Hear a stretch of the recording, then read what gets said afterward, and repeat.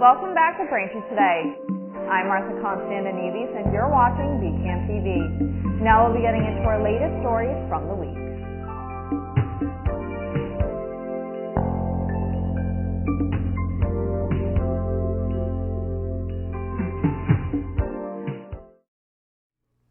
Welcome back to Braintree Today. I'm Martha Konstandinidis and you're watching BCAM TV. Now we'll be getting into our latest stories from the week. The Defense Department acknowledged last week that the U.S. has been flying unarmed drones over Gaza in search of hostages. Air Force Brigadier General Pat Ryder said in a statement that the unmanned spy plane flights began after the October 7th Hamas attacks that killed 1,400 people. Flights of U.S. Air Force Reaper drones indicate deeper involvement by the U.S. military in the conflict. Drones have the ability to feed video and still footage from surveillance sensors to forces involved in hostage rescue attempts. Scott Murray, a retired Air Force intelligence officer with extensive experience in the Middle East, said the drones might also carry LiDAR sensors. Those sensors use laser pulses to create three-dimensional imagery of ground surfaces, including buildings and vegetation. That information could be used to create models of the structures at the site where hostages are thought to be held. A family from Plymouth is trapped in Gaza as Israeli airstrikes on the Palestinian enclave leave multiple people dead.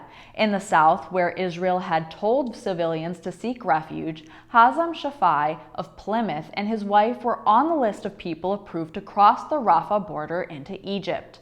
But according to family, the couple's 3 children were left off the list. Roughly 1,100 people have left the Gaza Strip through the Rafah crossing since Wednesday, under an apparent agreement among the United States, Egypt, Israel, and Qatar, which mediates with Hamas. A spokesperson for U.S. Representative Bill Keating said the congressman is working with U.S. officials in Jerusalem and Cairo in an attempt to resolve the issues preventing Hazem Shafai and his family from crossing into Egypt. President Joe Biden and First Lady Jill Biden flew to Lewiston, Maine and mourned with families of victims of the deadly mass shooting at a bowling alley and bar in Maine on October 25th, where 18 people were shot and killed by gunman Robert Card. This marked another trip to a community shattered by gun violence. Democratic Maine Governor Janet Mills, who invited Biden to her state, said, quote, "Out of this darkness, I believe there is light. I believe there is hope. Mr. President, in this difficult time, we take comfort and solace in knowing that the entire nation stands with Lewiston. And we feel the warmth of your visit and the strength of your unwavering support for our state." End quote. Biden concluded his remarks by saying, quote, "We know our hearts are broken, but we also know your spirits are strong." End quote. Toyota announced a recall on one of its most popular auto lines, the RAV4, involving almost 2 million vehicles. The recall, which Toyota announced last week, affects certain RAV4s from 2013 through 2018 model years.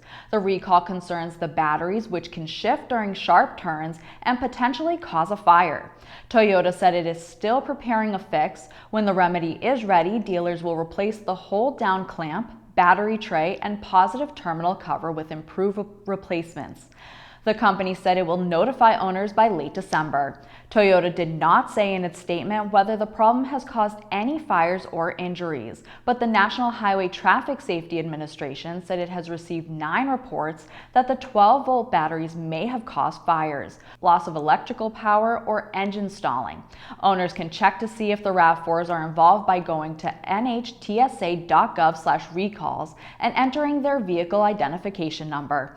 Owners can also call the Toyota Brand Engagement Center at 800-331-4331. Federal regulators are warning consumers to stop using a number of over-the-counter eye drops that may pose a risk of infection. The Food and Drug Administration released the notice Friday, saying that it applies to 27 eye drop products marketed under several store brands including CVS Health, Rite Aid, Target Up & Up, Walmart Equate, Leader, Rugby, and Velocity Farmer brands. The agency said the eye drops may contain bacteria that could cause eye infections, which could potentially cause vision loss or even blindness. No reports have been filed to the FDA from consumers who have used the suspect products. However, the agency is recommending that manufacturers pull all potentially contaminated products from store shelves. Thanks for watching Braintree Today. We'll be right back with more after the break. He was surprised to find out that he has elevated blood pressure, which could turn into high blood pressure. So he talked with his doctor about a healthy path to get his numbers down. He quit smoking, which makes a big difference for his overall heart health. He also cut down on salt by watching out for high sodium on food labels and added a 30-minute walk 5 days a week to his routine. These healthy steps weren't easy, but lowering his blood pressure was worth it. Learn more about his healthy path. Welcome back. Tuesday, November 7th is decision day for voters in Braintree, as well as Quincy and Weymouth. Voters will go to the polls to select mayors, councilors, and school committee members. In all three communities, the mayor's office and school committee seats are up for 4-year terms and council seats are for 2 years. The polls will be open from 7 a.m. to 8 p.m. Braintree Town Clerk James Casey expects just over a third of the town's 28,000 registered voters to cast ballots in the election. The race for mayor has been a hard-fought contest between Charles Kokoris, who is seeking a second term, and former Planning Board Chair Aaron Joyce. It is the only town-wide contest. For Town Council, voters in District 6 will choose a new town councilor to replace Lawrence Mackin, with longtime local official Peter Morin facing political newcomer Mark Doucette. For a list of precincts and polling places, visit braintreema.gov. 12 communities in the state, including Braintree, are part of a new state mandated zoning change that allows for multifamily housing near transit. While most of the other towns have began their rezoning process to meet the year-end deadline, Braintree officials have yet to release any plans or zoning maps. Residents won't see one either until late November, just 1 month before the plan is due to be submitted. Public presentations originally scheduled in the spring have been pushed back a number of times. The delay could leave little time for public input over what may be the most significant change to the town's land use rules in a decade. MBTA Communities is a bid to help offset the state's deepening housing shortage by requiring suburban communities to allow more apartments and condos than before. If communities don't approve the new zoning by the end of the year, they risk losing out on state grant programs that distribute tens of millions of dollars to communities each year for infrastructure improvements and other municipal needs. The town of Braintree has filed a motion to dismiss the lawsuit brought against it by a former developer of the Peterson Pool and Rink. Construction for the facility has already faced a long wait, and the lawsuit has only held up the process further. The case was brought by E Street LLC, which took over the project in 2019 from the initial developer and was fired in 2021 after the company failed to submit proof of sufficient financing and meet other deadlines. E Street said it stood to lose $1.2 million on work already done on the site, and the case was scheduled for trial on October 16, 2024. The town's motion was filed last week, and Braintree Mayor Charles Kokoris said E Street is not opposing the motion. The Braintree Choral Society is holding their 100th anniversary celebration on Sunday, December 10th at 3 p.m. The event will take place at the Old South Middle School Auditorium located at 232 Peach Street in Braintree. The concert will include the Choral Society's rendition of Gloria by contemporary composer Kevin Memley, plus other songs of the season. A small reception and surprise guests will commemorate the 100-year history of the chorus. Tickets are $20 and are available at bcs100.bpt.me. Braintree Curbside Yard Waste Collection has begun. Pickup will be on your regular collection day and will continue all the way through the week of November 27th. Curbside yard waste pickup includes grass, leaves, and branches that are in paper bags or an open container that weigh less than 50 pounds. For any questions, please contact the Mayor's Office at 781-794-8100 or by email at mayorsoffice@braintreema.gov. The Dickens Festival Holiday Craft Fair is a beloved Braintree tradition and will be back for their 29th annual festival in November. Held on the Saturday before Thanksgiving, All Souls Church is transformed into a festive Victorian marketplace decked out for the Christmas season. The Dickens Festival is a touchstone for the holidays that offers the community the gift of a traditional holiday experience filled with good cheer and good fun. This year, the Dickens Festival will take place on Saturday, November 18th from 10 a.m. to 3 p.m. at 196 Elm Street. Admission is free, and you'll even get a free visit with Santa to take pictures. For vendors looking to register for a space at the festival, head to allsoulsbraintree.org. Thank you for watching Braintree Today on BCAM TV. We'll be right back with more stories in the area. Hi, I'm State Representative Bruce Ayers, and I'd like to introduce you to the Helping Hand program. With rising healthcare costs, all too often we hear stories about our seniors, veterans, and neighbors who may not have the proper insurance coverage they need for durable medical equipment. These individuals may be living on a fixed income and may not have the financial resources necessary to cover the cost of the equipment they need. We have a solution. The Helping Hand program provides free, durable medical equipment to residents in need. Items such as wheelchairs, walkers, crutches, canes, commodes, tub seats, and hospital beds are available through the program. We receive donations of lightly used equipment and store them at our facility in North Quincy. If you're in need of any of these items, you can pick them up free of charge and return them after any length of time. My scooter has improved my mobility and independence. Thanks to Helping Hand, I can go to the store, visit the boardwalk, and do so much more. Helping Hand is a great resource for people who don't have insurance coverage. The Helping Hand program is successful thanks to the generosity of people who have donated durable medical equipment to our inventory. For more information about the program or to fill out an equipment request form, visit our website or call 617-472-9877. If you know someone in need of these items, we're always available to lend a helping hand. Welcome back to Braintree Today. Now let's get right into more stories. The annual deer hunt in the Blue Hills Reservation began this week on November 6th.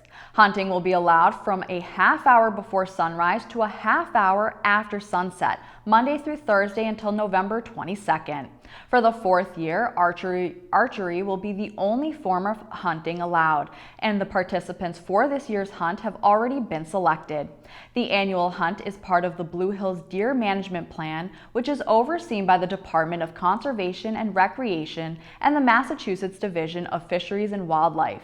The hunt started in 2015, and its purpose is to reduce the overpopulation of deer in the reservation, which has a negative impact on forests, water resources, and plant growth.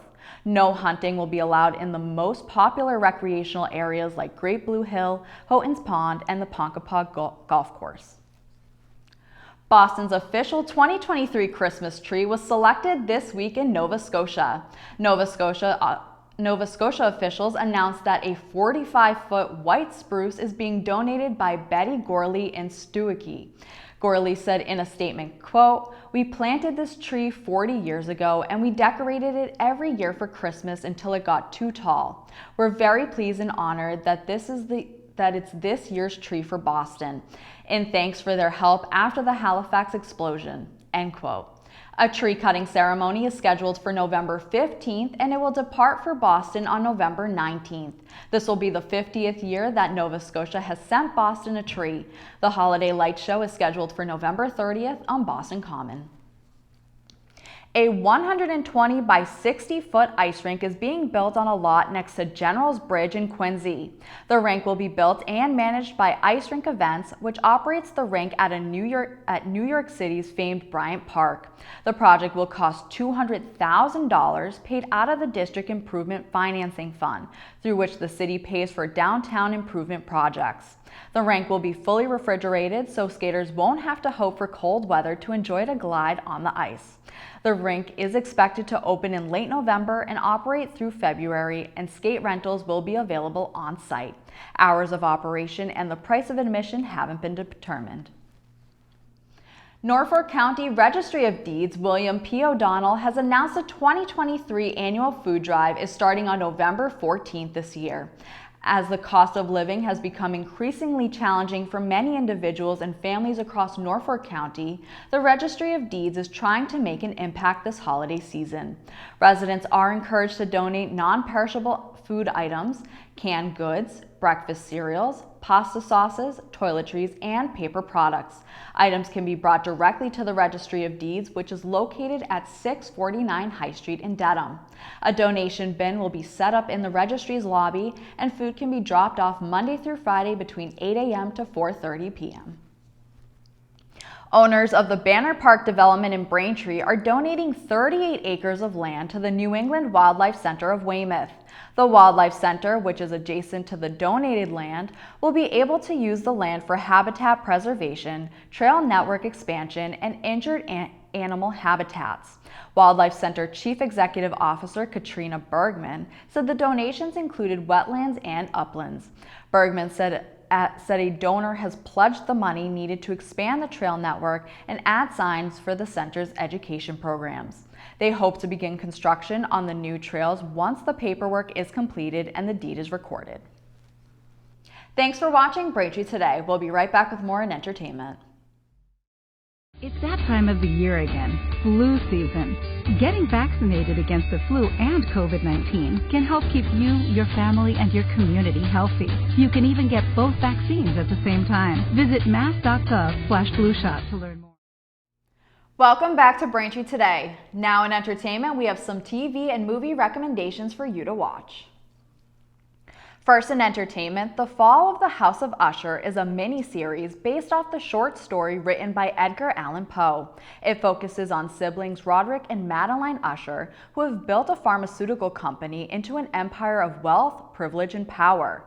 However, secrets come to light when their heirs to the Usher dynasty start dying. The show stars Bruce Greenwood and Mary McDonnell. You can watch The Fall of the House of Usher now on Netflix. Next in entertainment, Killers of the Flower Moon focuses on Molly Burkhart, a member of the Osage Nation, who tries to save her community from a spree of murderers fueled by oil and greed. The film is directed by Martin Scorsese and stars Leonardo DiCaprio. You can watch Killers of the Flower Moon now in theaters.